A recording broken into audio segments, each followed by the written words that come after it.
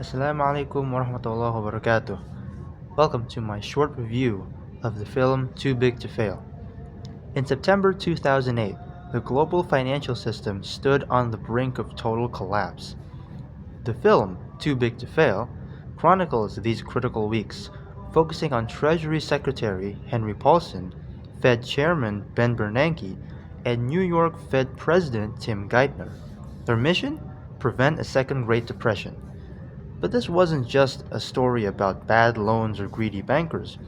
From an international relations perspective, it was a crisis of state survival in an anarchic system. To understand why the US government acted the way it did, saving massive corporations while leaving homeowners behind, we can look through the lens of neorealism. Neorealism argues that states are the primary actors in international politics, driven by one goal: survival.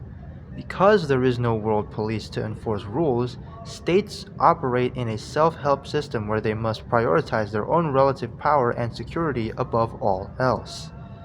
Now, let's break down what happens in the film through this theory. First, neorealism says states care about their position in the hierarchy. By 2008, the United States' dominance was tied directly to the strength of the dollar and its financial institutions. If Wall Street collapsed, American economic hegemony would crumble. This isn't just about money, it's about power.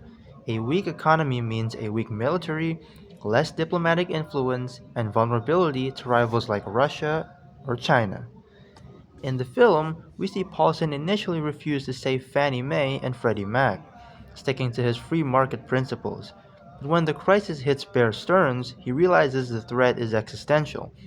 He allows JP Morgan Chase to buy Bear Stearns with Fed backing. Why? Because letting Bear fail triggered a panic that threatened the entire system. Then comes the turning point: the Lehman Brothers. Paulson decides to let Lehman fail. He believes this will send a message that the government won't bail out reckless behavior, a move intended to restore market discipline. But neorealism helps us see the miscalculation. In a self-help system, uncertainty breeds chaos. When Lehman failed, credit markets froze globally. Banks stopped lending to each other because they didn't know who was solvent. The US lost control of the situation. The relative gain, quote unquote, of punishing Lehman was outweighed by the absolute loss of systematic stability. This brings us to the second key moment: TARP, or the Troubled Asset Relief Program. The film shows intense domestic political fighting. Politicians like Barney Frank and Chris Dodd are angry. They want accountability. They threaten to block the bailout if banks aren't punished. For a moment, it looks like partisan gridlock will doom the rescue. But here's where neorealism shines. Despite the anger, despite the public outrage, the bill passes overwhelmingly. Why? Because elite decision makers recognize that national survival trumped domestic popularity. In IR theory, we often talk about the two-level game. Leaders have to satisfy both domestic audiences and international realities. Here, the international reality was so dire that domestic opposition collapsed.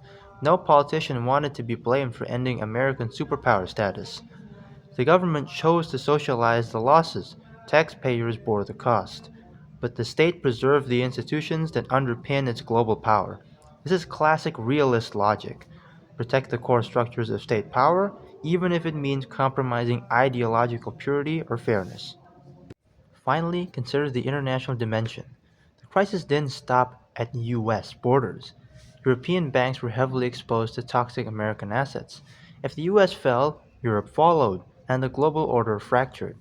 Neorealists might argue that cooperation is hard because states fear cheating, yet we saw unprecedented coordination. The Federal Reserve coordinated with central banks worldwide to inject liquidity.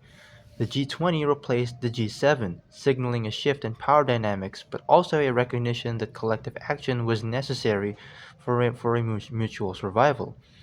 This doesn't disprove neorealism, it reinforces it. States cooperated not out of altruism, but because the alternative, total systemic collapse, was worse for everyone. The US maintained its leadership role by orchestrating the response, reinforcing its centrality in the international system. So, What does Too Big to Fail teach us? Through a neo-realist lens, the 2008 crisis wasn't just a failure of regulation, it was a stark reminder of how fragile state power can be. The US government saved big banks, not because they deserved it, but because those banks were integral to America's geopolitical standing. The film shows us that in moments of extreme crisis, ideology fades. What remains is the cold calculation of survival.